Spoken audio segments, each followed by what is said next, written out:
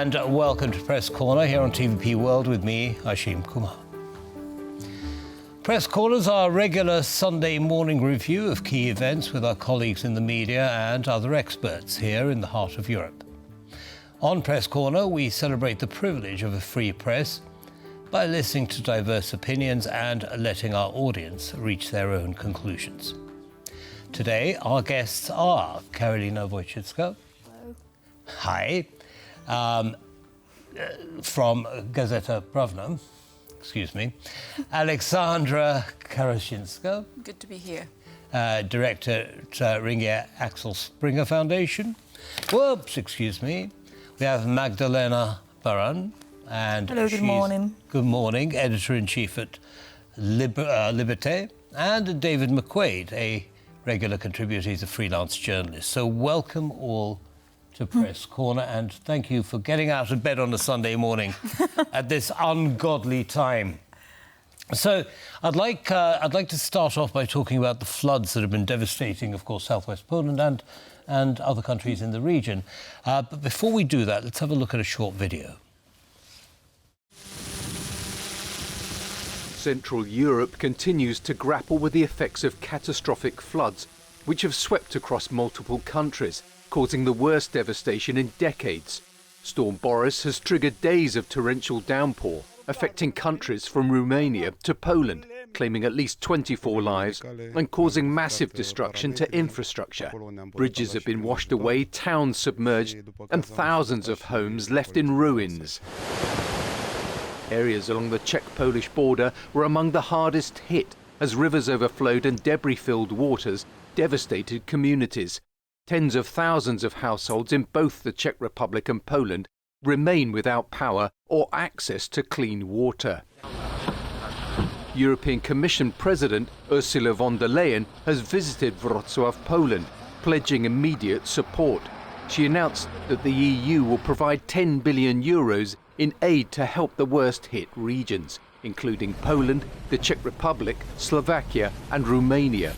The funding drawn from EU cohesion and solidarity funds will fast-track rebuilding efforts, particularly in areas where critical infrastructure like roads, railways and bridges have been destroyed. We will do a bold step forward with cohesion funds. You need maximum flexibility and you need speed. And therefore we will mobilize in an unusual way cohesion funds in a way that, first of all, you can use them very flexible for what you need, what is specific in your country and where the damage is the worst. As Europe warms faster than the rest of the world, experts say such floods are likely to become more frequent or even annual. The consequences will be far-reaching, ranging from a decline in living standards and escalating economic costs to threats to public health and safety and irreversible damage to the natural environment. Okay, so it's been awful all round in many ways. But this is not the first time that Poland and the region has suffered floods. 1997, of course, is the big one that comes to mind. Should Poland and other countries in the region have been better prepared, Magdalena?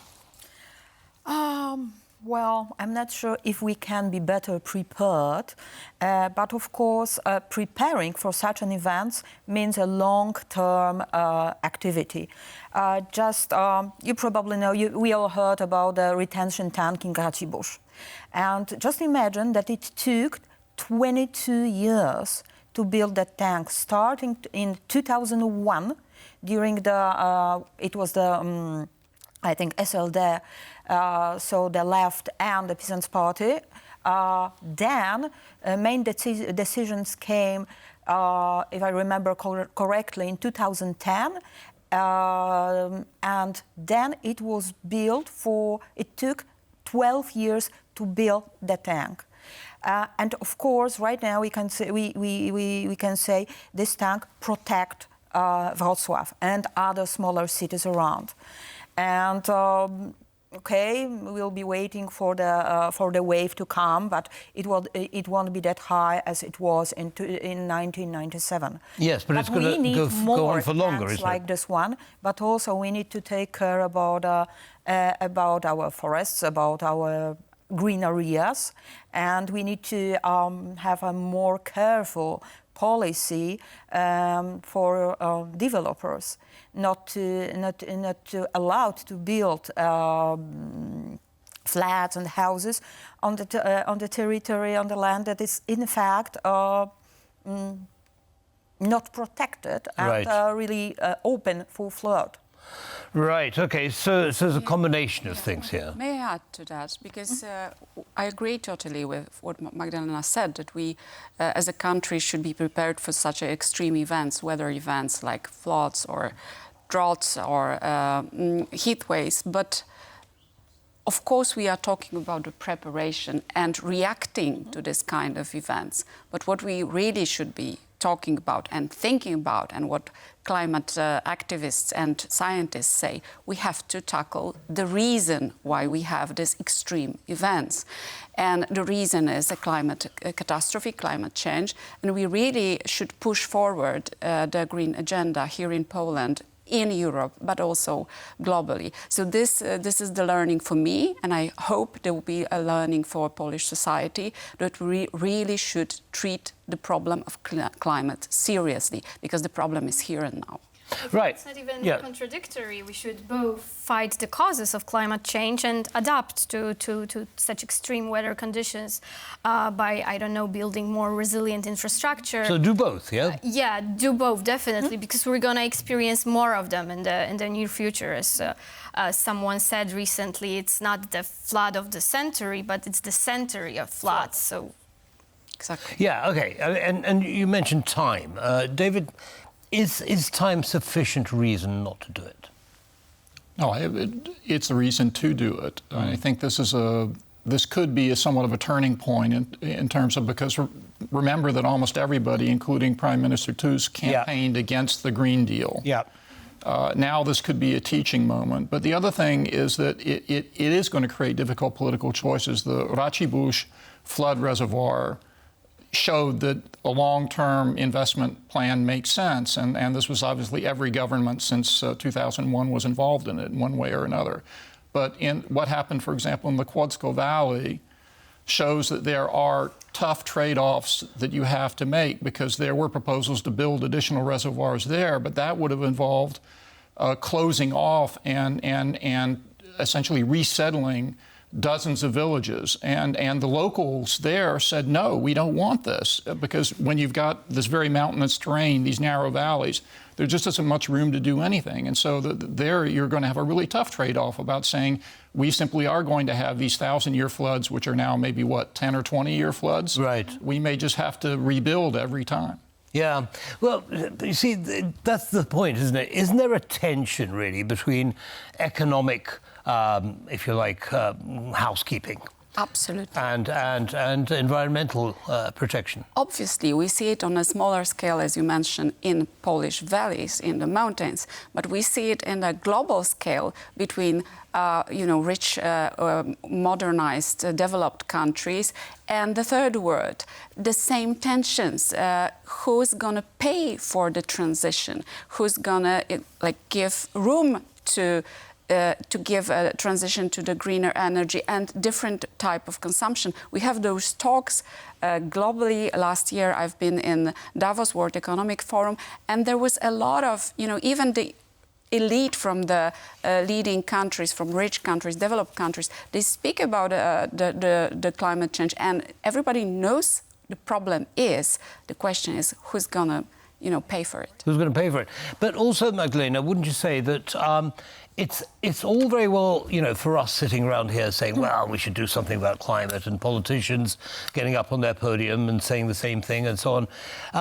But what about the person whose priority is actually making a living off the land, and who really is less concerned with the atmosphere and more concerned with feeding his family?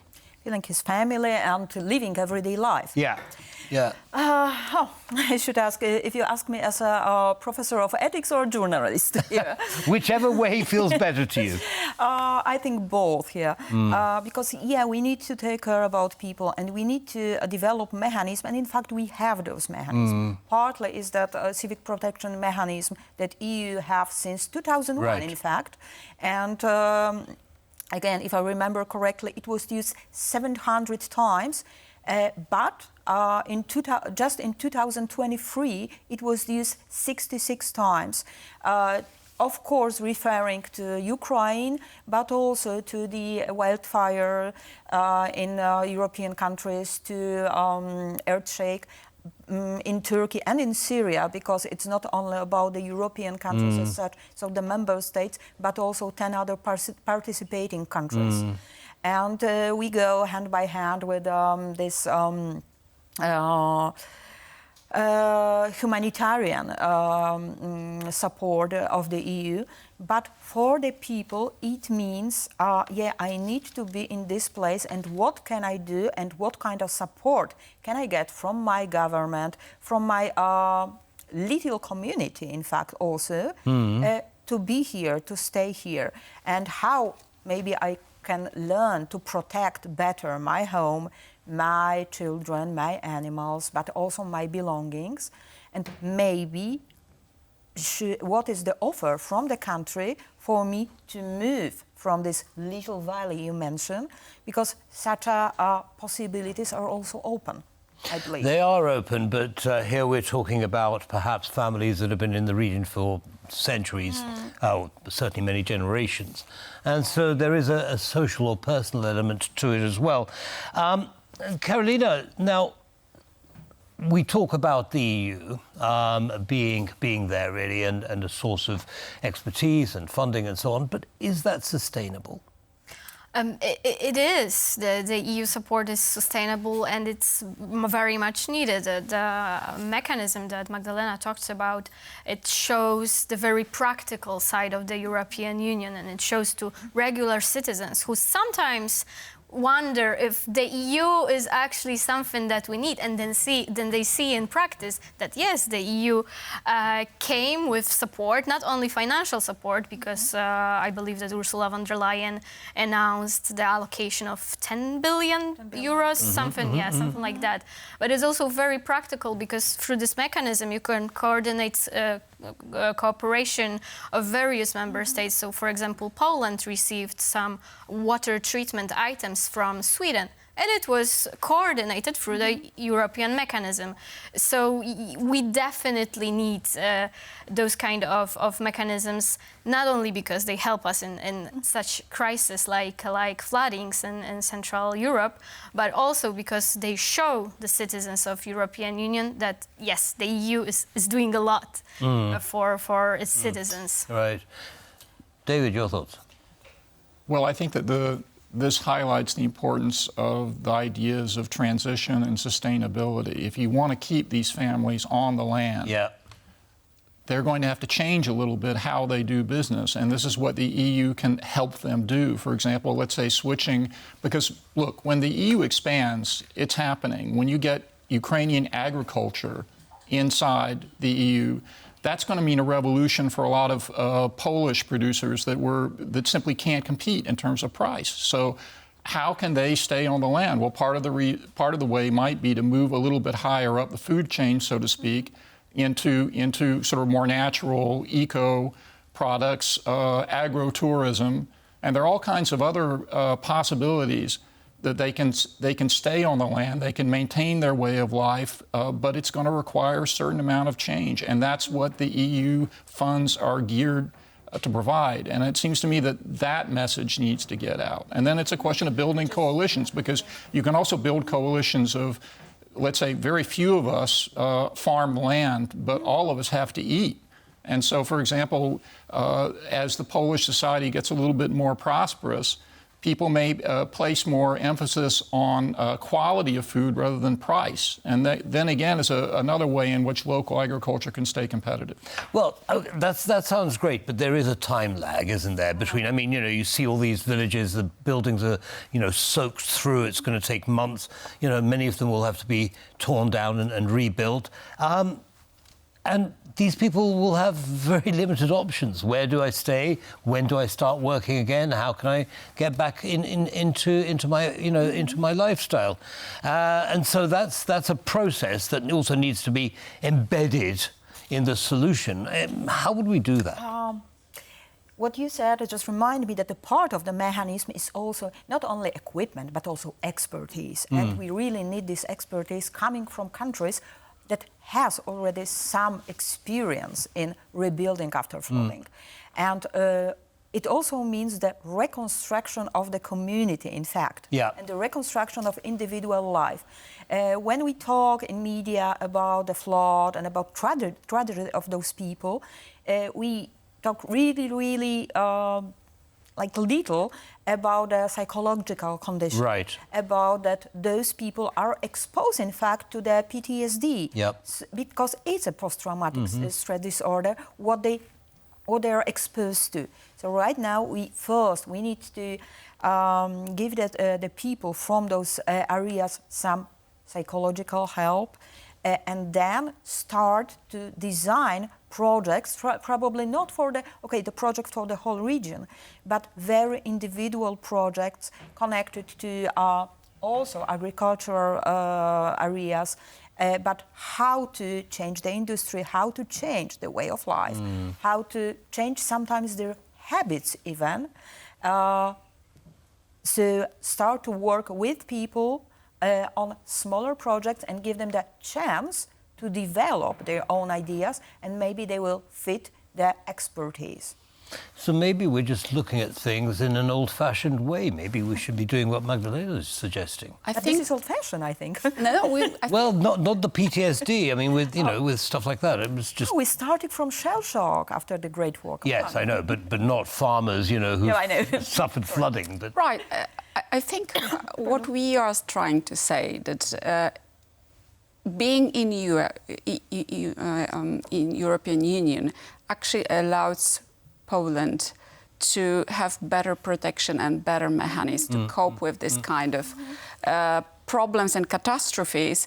And this is what David mentioned. The EU was founded as a member state based on solidarity, based on common market, common good. So we try to say our citizens, and I don't know if we as media fail this or politicians, maybe we're not good doing the best job here, but I think what we should learn from the situation we are having right now, we are getting through, is that because we are a member state, because we have support from other member states, and we have immediate funds. I saw this the summit, we can call it summit in Wrocław, of three prime ministers, Chancellor and Ursula von der Leyen, head of the European Commission. That was very quick, very decisive, and really bring hope to the people who live there, because they say, okay, even the Brussels really think about me and my region. And it's not about, numbers, because you mentioned 10 billion euro. It's a huge number. It's very difficult for a person to imagine the scope of it.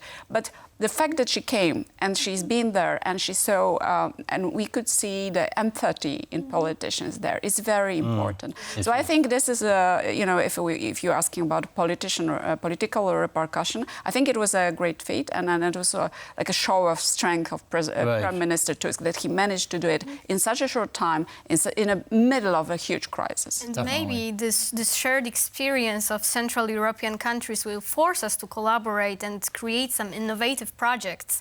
I mean, it's very much possible, like the UAE created artificial rain and so on and so on. So you can actually adapt to the changing situation, and it's helpful for the economic growth even. Right, so this is a learning experience for Poland, for the EU, for the region. It's an opportunity to kind of see what they can do better, we can do better, what solutions, new solutions can be integrated and implemented. Is this then an opportunity to build back better? I definitely think so. I think it's also a very important indication of which way the political wind is blowing in the EU. I mean, I would re-emphasize Prime Minister Tusk's ability to work very closely. They have a good, close working relationship with President von der Leyen to set up the summit, regional summit, quickly with Austria, Slovakia, and the Czech Republic. I mean, that was a demonstration of effectiveness. Right. But then also, possibly a sense, I get an increasing sense of agency and assertiveness, not just in Poland, but generally in other parts of the EU, and working with the new Commission. I mean, we'll be discussing this later, but this could be a sign that there's a certain amount of change. One thing that I would like to highlight is von der Leyen emphasizing that there wasn't going to be a lot of red tape with this 10 billion, and that the cohesion funds were going to get released quickly. And that is a new tone. We'll see whether it gets carried through, implemented, but that's a new tone coming from Brussels. And of course, a lot of what people don't like about the EU and about Brussels is the bureaucracy, is the rubber stamping, is the paperwork, and so maybe this is a sign they're getting the message. Absolutely. So perhaps a lot of people are saying about time, you know, that you get things done in a timely fashion. And again, maybe it takes a tragedy like this to wake everyone up. As you correctly say, David, we are going to be talking about the European Union and the European Commission. So we're now at the stage where countries have proposed members for the European Commission, and we're waiting to see who passes the test and who is eventually appointed. We've got a short video to share, and then we'll have a chat about that. European Commission President Ursula von der Leyen has unveiled her new team of commissioners. Among the prominent appointments, France's Stéphane Séjourné takes on the crucial role of Executive Vice President overseeing industrial strategy. This follows the unexpected resignation of Thierry Breton, who cited a strained relationship with von der Leyen. Poland's Piotr Serafin has been tasked with the prominent role of EU's Budget Commissioner. According to Ursula von der Leyen, he will focus on preparing the EU's long-term budget. I cannot think of anybody better to be the Commissioner for Budget, a key portfolio for us. Italy's Raffaele Fitto, a member of Prime Minister Giorgia Meloni's far-right Brothers of Italy party, has been named as one of 6 vice presidents overseeing cohesion and reforms. His appointment has caused a significant controversy, with concerns raised among centrist and leftist groups. In light of ongoing security threats on Europe's eastern flank, former Lithuanian Prime Minister Andrius Kubilius has been given a newly created defence role, while Estonia's Kaja Kallas, a staunch critic of Russia, steps in as the EU's foreign policy chief. And in a move described by the Hungarian opposition as a humiliating result of Hungary's deepening marginalisation in the EU, Olivier Vahalier has been appointed to oversee health and animal welfare. However, his lack of experience in health policy and contentious history with MEPs make it unlikely he will make it past October's hearings. The composition of the next Commission will be one of the most gender imbalanced in 2 decades, despite von der Leyen's continued push for a more balanced gender representation. Confirmation hearings before the EU Parliament are set to commence in the coming weeks. While the goal is to have the new Commission in place by November 1st, some diplomats believe December 1st to be a more realistic date. So, plenty going on. Aleksandra, your initial thoughts?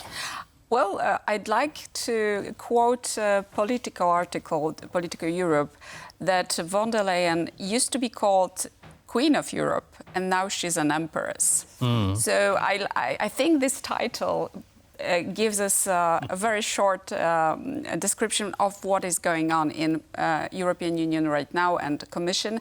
Definitely all signs, we will be discussing the names later, but the signs show that she will gain much more grip on the power. Even I was actually kind of surprised. I thought that just after the election, when the far right gained so much, it will be much more difficult to create the government, to create a commission. But she planned it, been successful, and we see that her enemies or troublemakers like Thierry Breton and Timmermans are gone now. And she made peace with Italy. That was a trouble, obviously. And also,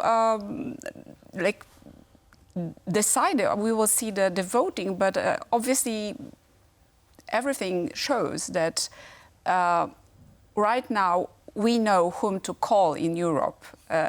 One of the American presidents said, who you call. Right, right. We know that this is Ursula von der Leyen. Yeah.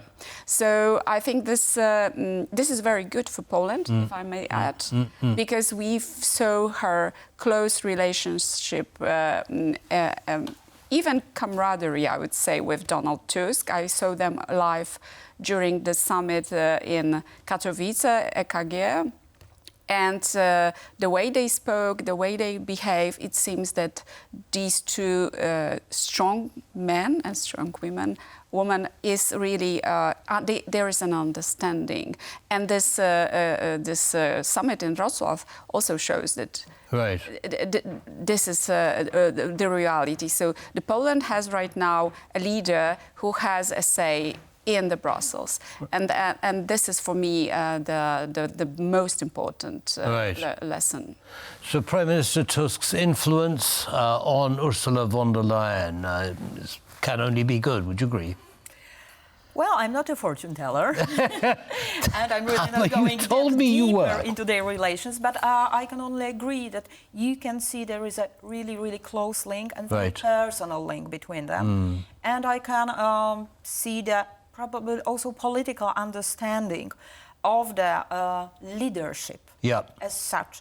Leadership in the European Union and leadership and the necessity to be close with the leaders of particular member states. And this is really important. And thanks heaven she made peace with Italy, not to make Italy another troublemaker, because we will probably have other troublemakers even right now, considering the Hungarian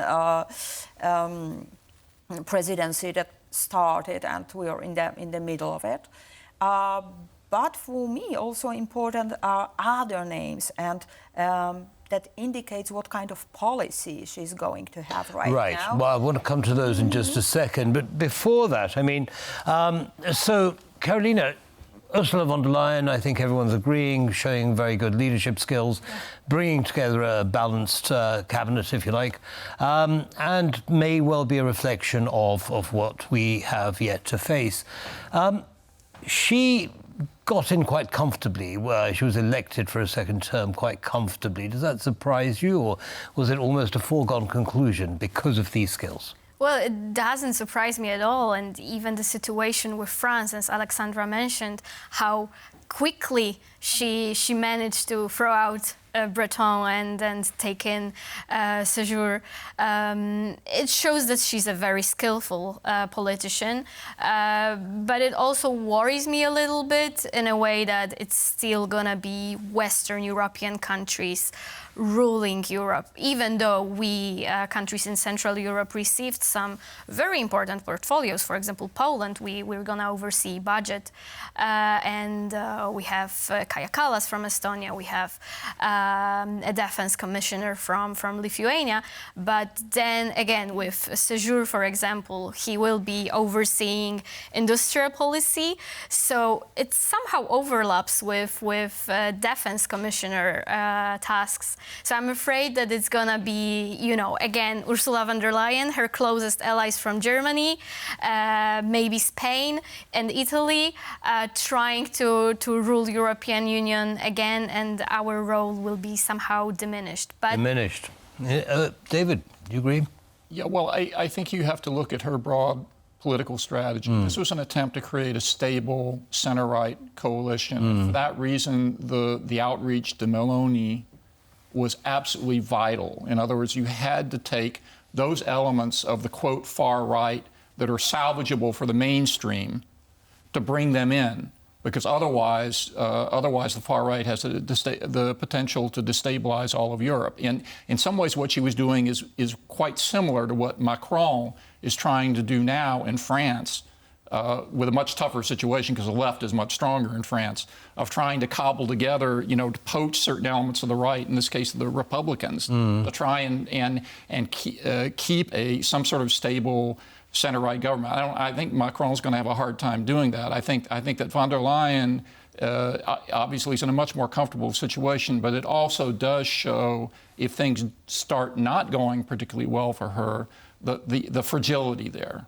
Right. That there could, because there are definite tensions. There are tensions on the right, and there are obviously tensions with the left, the leftist parties and socialist parties who feel like they've been shunted aside. But I would like you to address, actually, if you could, please, address the issue of, Central and Eastern Europe, the Baltics, are simply not getting the big portfolios, and they should be. I wouldn't say that. Actually, I don't agree with you completely, because what we see is a rise. I mean, first of all, this good cooperation with personal cooperation with Tusk and von der Leyen, but also we see Maria Callas. Yes, this is extremely important that these northern European countries are involved in security policy because they understand the threat from Russia. And they will not hesitate. They don't have to learn. They've learned a lesson many years ago. So this is the part of European Union that will have a say in foreign policy. Actually, we know that this is a difficult question for European Union to have to conduct a coherent foreign policy. But this is one of the reasons I personally prize Ursula von der Leyen. She managed to unite Europe against the common threat that is the Russian aggression in Ukraine, and also did the same during the pandemic. She managed to be a leader of Europe. In that sense. Okay. And I think that the fact that she is so strong right now is also because of the weakness of two major players. One is Macron, you mentioned, having internal troubles, and the second is Chancellor Scholz, who, as we speak, has another problem in a local election. Right. And he might even face general election very soon. So because these two power player weaker, she becomes even more stronger. She can step out into the limelight. There's a question where there's gonna lead us, because maybe I agree with what you said, but I'm wondering whether this power that Ursula von der Leyen has right now, whether it's gonna lead to, for example, Kaja Kallas having less voice in the European Union, because eventually it's gonna be Ursula von der Leyen who will have the last word. You're right. Well, Can I? Please. You must remember also that the European Commission works in clusters. And right now we have 6 vice commissioners, 6 vice presidents of the European Commission, and one of them is Henna Virkkunen. And Henna Virkkunen is from Finland. So again, this part of Europe, as you mentioned, Aleksandra, and she's responsible for security, sovereignty, and democracy. Right. But this security, if we have the Commissioner of Defense from Lithuania, if we have Kaja Kallas, it's really crucial for even for our Polish idea of the Eastern Shield that should protect European Union. And it's crucial for the question also if European Union is able to defend itself alone. So this is really, really strong voice, I think. And another interesting name for me is, in fact, the commissioner from Austria. Right. So Magnus Brenner, who will be responsible for migration policy, and we can expect tightening of this policy, in fact. Well, migration is certainly causing some ripples across the European Union, including, of course, Germany and France. But I want to ask you about Hungary, actually, Magdalena. Your thoughts? I mean, the Hungarians see it as a slap in the face. It's a very junior portfolio. What do you think? Was it deliberate?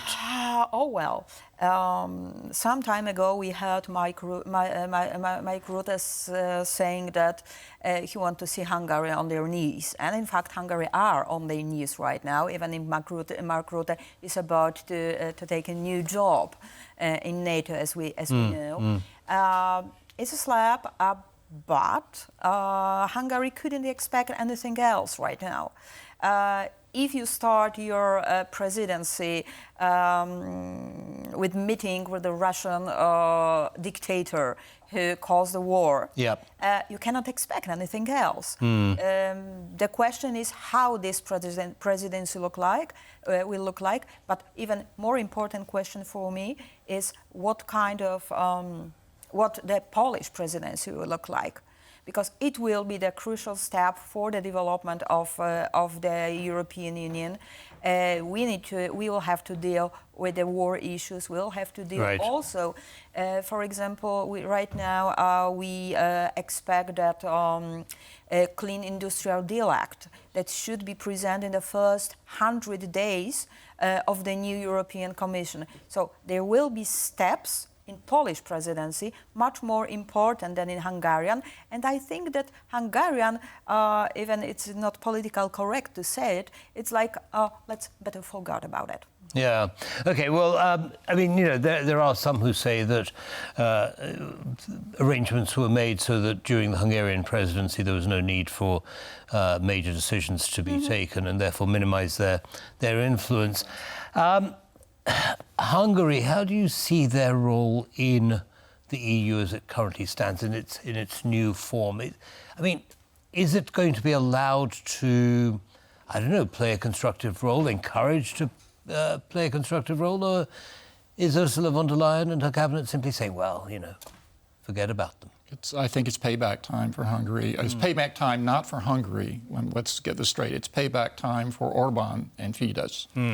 And I think part of what's going on, I suspect that von der Leyen and Tusk are talking about this in the light of Poland's upcoming presidency, is that they're looking at a potential scenario where if Hungary gets a very painful experience of being slapped down, which I expect them to get consistently slapped down, that you might see a Polish scenario where Magyar and the opposition will score a victory. At least I think possibly that's the vision that Donald Tusk might be presenting to von der Leyen. Whether it's possible, I don't know. Never count Orban out, but you know, Orban has got to be worried. So yeah, I think von der Leyen definitely as Commission President, she has nothing to lose and everything to gain by being tough with Hungary, and that's what I expect her to be. Nothing to lose by being tough with Hungary. What do you think? Absolutely, I think that. The moment Russia started the war in Ukraine, everybody understood that the previous policy of being tolerating those authoritarian slip in many countries, including Poland, but in Hungary in particular, is not a good policy. We can't go back, because in the face of the existential threat from Russia, we really have to be united. We have to have a rule of law and democracy, and have common values. Actually, the European Union is a union of, you know, common democratic values. And if somebody like Viktor Orban, as you mentioned, this is not a Hungary. This is the government of his Fidesz party. They are not respecting the same values. They are trying to make peace with a dictator. They obstruct the policy helping Ukraine, giving aid to Ukraine. Then we can, as a group of nations, as a European Union, we cannot go back to this soft power policy, because obviously it didn't work. Right. Okay. So I want to come to you, Karolina. Now, is therefore the Hungarian proposition going to be unacceptable when they go through the MEP vetting process? No, I think the European Parliament will stick with this candidacy because, if they decide to vote against the candidate, then Orban will be furious and he will propose someone even tougher, even more extreme, just to fight a little bit more. Or he may not propose anyone at all. Exactly. So it leads us to many potential scenarios that are way more scary for Brussels and, can have more negative consequences than just sticking with this commissioner that we already know, that people in Brussels know how to get around with, how to talk with him, and so on and so on. So it's very important. And obviously, he's not a preferred candidate. Obviously, he's not liked very much in Brussels by the mainstream politicians. But I think everyone in Brussels knows that it's a better option. All right, better the devil you know, David. Political expediency. Definitely. And there's one thing before we wrap up that I would like to accent, which is a big win for Poland in getting the budget commissioner. Because I have to say that Tusk called this shot very shrewdly because the budget is absolutely crucial for Poland. You have to remember this government inherited an enormous structural budget deficit from the previous government. It is facing even more enormous defense spending to come. There's a real problem with the excessive deficit procedure, and having a Polish budget commissioner is simply maybe the be or not to be for the government and for its entire budget and fiscal policy over the next 3 or 4 years. So, very big win for Tusk and Poland. Prestigious role for Poland in the budget.